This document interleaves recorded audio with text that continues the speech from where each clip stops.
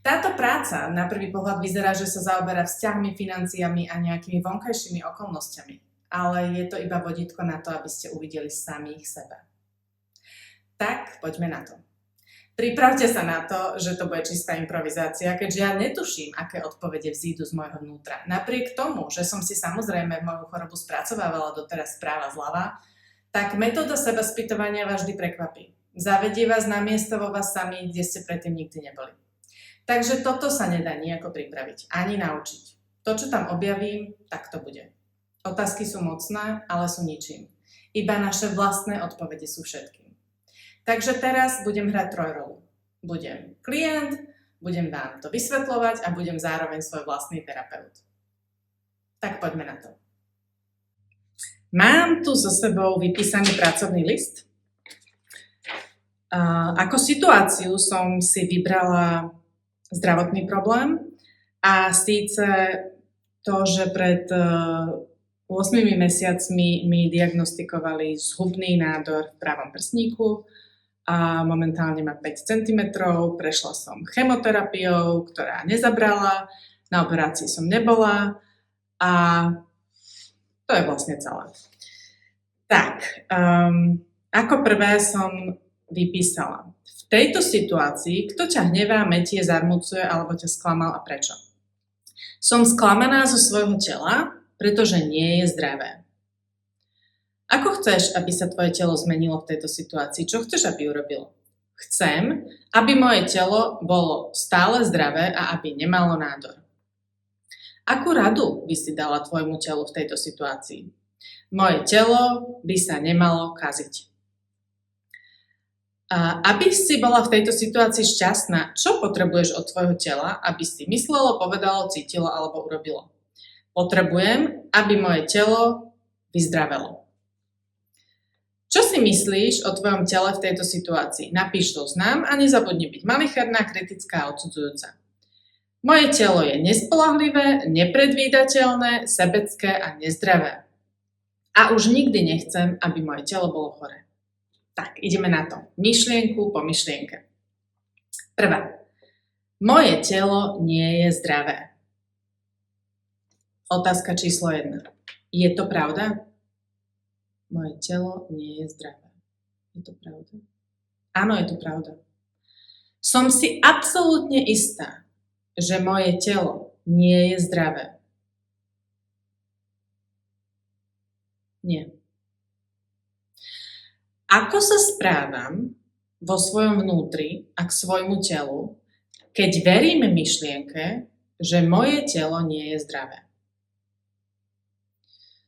V podstate ho šikanujem, správam sa k nemu spôsobom, že už nech neotravuje, už by to malo vyriešiť a už včera bolo neskoro a teda akože už makaj, vôbec si nevážim, čo všetko už robí.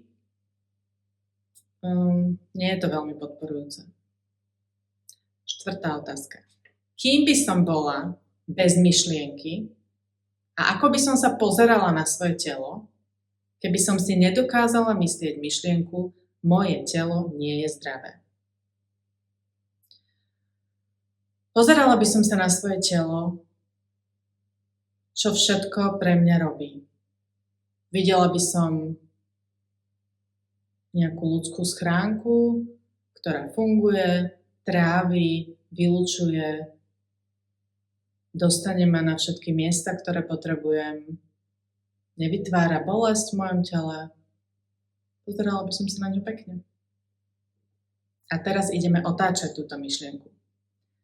Otočíme ju najskôr k sebe, ale keďže robíme prácu na telo, tak prvé otočenie bude: moje myšlienky o mojom tele nie sú zdravé. A teraz preskúmame, prečo je toto pravdivé. Moje myšlienky o mojom tele nie sú zdravé. No, pretože moje telo funguje v poriadku, ale to, čo ja si o ňom myslím a ako neustále mu hovorím, čo by malo robiť a ako by sa malo liečiť a ako by malo byť zdravé, tak to teda vôbec nie je zdravé, lebo ja mu vlastne nedávam príležitosť ani šancu na to, aby sa uzdravilo svojim vlastným tempom. Proste stále mu do toho kecám. Takže tie moje myšlienky o mojom tele nie sú zdravé. To je pravdivé. Druhé otočenie. Moje telo je zdravé.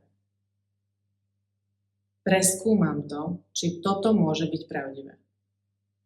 Napriek tomu, že mám v tele diagnostikovaný nezhubný 5 cm nádor, napriek tomu ja pociťujem plné zdravie. Nič ma nebolí, mám kopec energie, robím všetko, čo chcem, užívam si život, som šťastná. Takže z môjho pohľadu moje telo je zdravé. Ja zažívam plné zdravie. Takže je to pravdivé. Ďalšie otočenie. Moje telo je zdravšie ako kedykoľvek predtým. Je to pravda?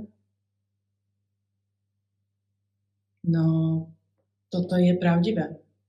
Moje telo je zdravšie ako kedykoľvek predtým, pretože odkedy som sa dozvedela, že mám rakovinu, tak chodím na dlhé prechádzky do prírody, meditujem každý deň, odšťavujem si, stravujem sa super zdravo, robím terapie, starám sa o svoj vnútorný priestor, hovorím láskavenie, upratala som si ľudí, ktorí ma vyčerpávajú. Takže moje telo je zdravšie, ako bolo predtým. To je pravdivé. Tak, ideme na druhú otázku. Chcem, aby moje telo bolo stále zdravé a nemalo nádor. Takže, chcem, aby moje telo nemalo nádor. Je to pravda? Áno. Som si absolútne istá, že chcem, aby teraz moje telo nemalo nádor. Nie. Nie som si absolútne istá. Ako sa správam k sebe a k svojmu telu, keď verím myšlienke, že moje telo by nemalo mať nádor, ale pritom ho má? Som k nemu veľmi kritická, komandujem ho,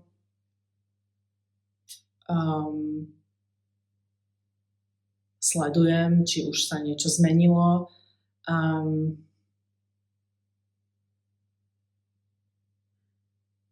Nevytváram mu príjemné podmienky pre hojenie, keď verím myšlienke, že to, čo tam je, by tam nemalo byť.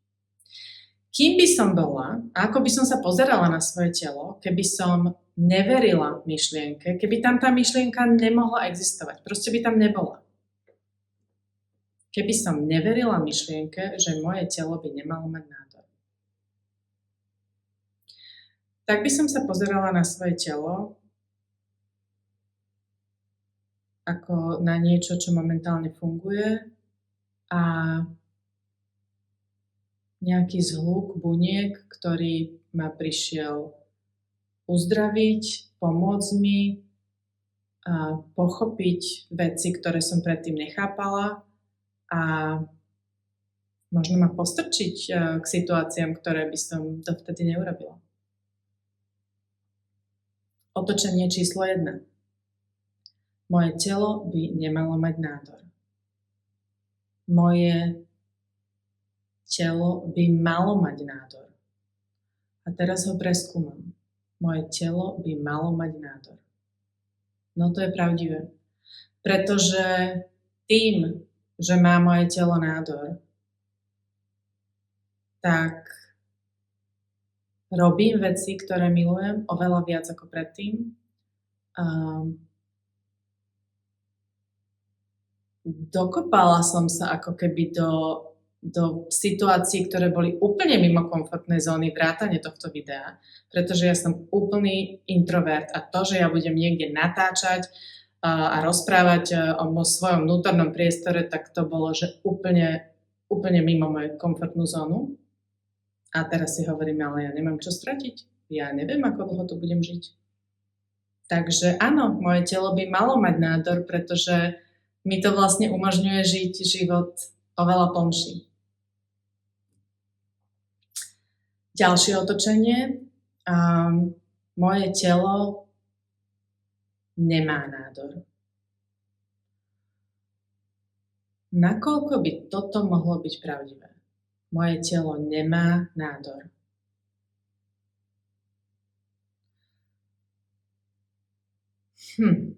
Ja síce viem, čo mi páni na magnetickej rezonancii povedali a vidím napísané na papieri výsledky biopsie, ale ja sa cítim úplne skvelé.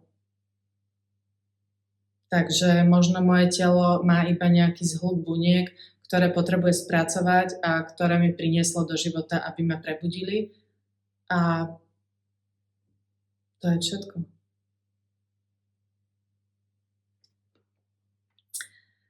Moje telo je nespoľahlivé. Rovno to otočím. Takže moje myšlienky sú nespoľahlivé. Nakoľko je toto pravdivé? No, akože úplne. Pretože veľmi veľakrát niečo poviem, v zápätí zistím nejaké iné skutočnosti alebo na niečo nové prídem a zmením názor. Môže to vyzerať ako nespoľahlivosť. Takže moje myšlienky sú nespoľahlivé.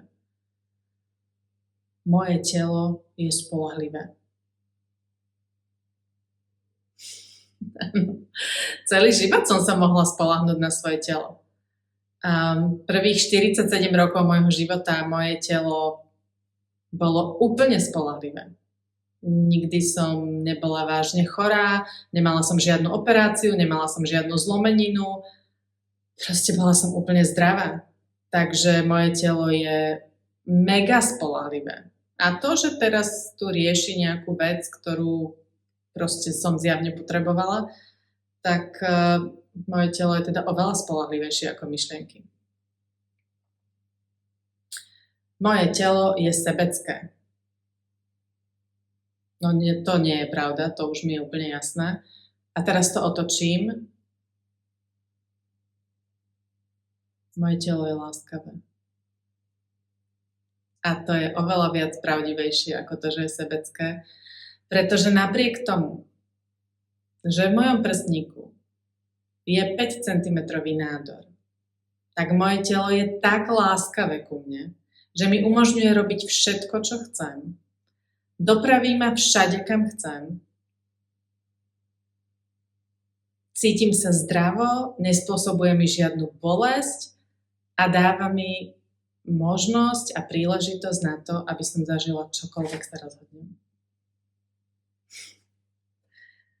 Tak, a teraz ste zažili ukážku metódy sebaspýtovania. Odpovede prekvapili teda aj mňa. Môžem povedať, že som už samozrejme toto robila sama na sebe, ale vždy je to nová skúsenosť. Vždy vás to zavedie hlbšie a vždy to otvorí nejakú rovinu, ktorú ste predtým nevideli.